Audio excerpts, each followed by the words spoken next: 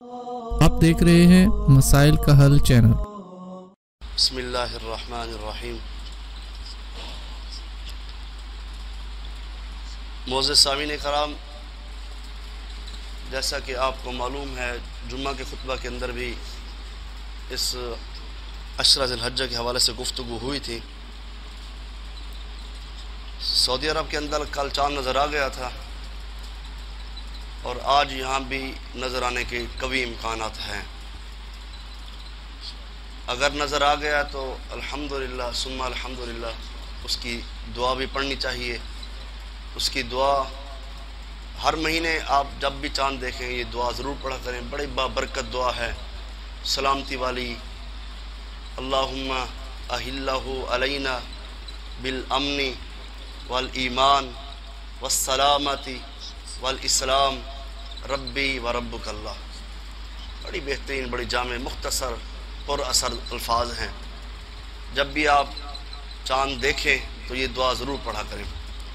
اس کے بعد نبی علیہ السلام کا فرمان کہ جو شخص ذی الحجہ کا چاند دیکھے، اگر وہ قربانی کا ارادہ رکھتا ہے، فلا یأخذ من اظفارہ ولا من شعرہ، نہ وہ ناخن کٹوائے نہ وہ بال کٹوائے۔ تو یہ حدیث ہر شخص کے لیے ہے جو قربانی کا ارادہ رکھتا ہے۔ اگر ایک بندہ قربانی نہیں کر سکتا، وہ کیا کرے؟ وہ بھی سنت پر عمل کرتا ہے، انشاءاللہ اللہ اس کو بھی اجر عطا کرے گا۔ کوشش تو کرتا ہے نا جی۔ سنت پر عمل کرنا بہت بڑی بات ہے کہ ایک بندے نے سنت پر عمل کیا، نبی علیہ السلام کی سنت کو اجاگر کیا ہے، بڑا عظیم عمل کیا اس نے۔ اب گھر کا ایک شخص بڑا ہے جو قربانی کر رہا ہے، کیا گھر کے جو باقی افراد ہیں وہ اس چیز سے بری ہیں؟ وہ بھی اس چیز میں شامل ہیں۔ اب ایک گھر کا جو بڑا ہے، قربانی تو وہی کرے گا نا جی۔ تو گھر میں جو بچے ہیں، جو گھر میں بھائی ہیں، جو بیٹے ہیں، جو بھی اس گھر کے اندر رہنے والے ہیں، وہ تمام اس حدیث پر عمل کریں گے کہ جو چاند نظر آئے تو وہ نہ وہ بال کٹوائیں نہ وہ ناخن کٹائیں۔ یہ سب کے لیے ہے، کیونکہ وہ قربانی سارے کر رہے ہیں۔ ایک قربانی پورے گھر والوں کی طرف سے کفایت کی جا سکتی ہے۔ اور دوسری بات یہ ہے کہ اگر ایک بندہ سفر میں تھا، یا وہ بھول گیا ہے، یا اسے علم نہیں تھا، چاند نظر آ گیا ہے، بال بھی اس کے کافی بڑے تھے، مونچھیں بھی اس کی بڑی ہو گئی، ناخن بھی اس کے بڑے ہو گئے، اب وہ کیا کرے؟ اگر وہ کاٹ لیتا ہے تو وہ کیا مجرم ہے؟ مجرم نہیں ہے، وہ مجرم نہیں ہے۔ اس نے تھوڑی لاپرواہی کی تھی، سنت پر عمل نہیں کر سکا، اس پر وہ استغفار کرے گا، اس پر فدیہ یا ٹیکس کوئی نہیں ہوگا کہ انسان ہونے کے ناطے وہ بھول گیا۔ اب اس کے بال کافی بڑے ہو گئے، ناخن بھی بڑے ہو گئے، وہ کہے بھی نہیں میں تو اب قربانی کے بعد ہی کروں گا، ایسا نہیں ہے۔ شریعت بڑی آسان ہے، بڑی محبت والی ہے۔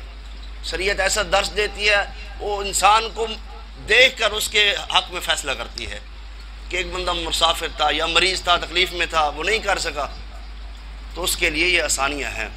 تو حضرات، اس لیے یہ چاند دیکھ کر آپ اس چیز کو لاگو کریں، انشاءاللہ اللہ رب العزت جیسے قربانی کرنے والے کو ثواب عطا کریں گے، ایسے ہی سنت پر عمل کرنے والے کو بھی عطا کر دیں گے۔ ان کے خزانے میں کون سی کمی ہے؟ پوری دنیا اکٹھی مانگنا شروع کر دے، اس کے خزانے میں کمی نہیں آ سکتی۔ تو لاکھوں کروڑوں اربوں روپے کی قربانیاں ہوں گی تو اللہ کی طرف کیا چیز پہنچے گی جی؟ لن ینال اللہ لحومها ولا دماؤها ولکن ینالہ التقوی منکم۔ تمہارے گوشت، تمہارے چمڑے، کھالیں، یہ ساری ادھر رہ جائیں گی، خون ادھر رہ جائے گا، کیا پہنچے گا؟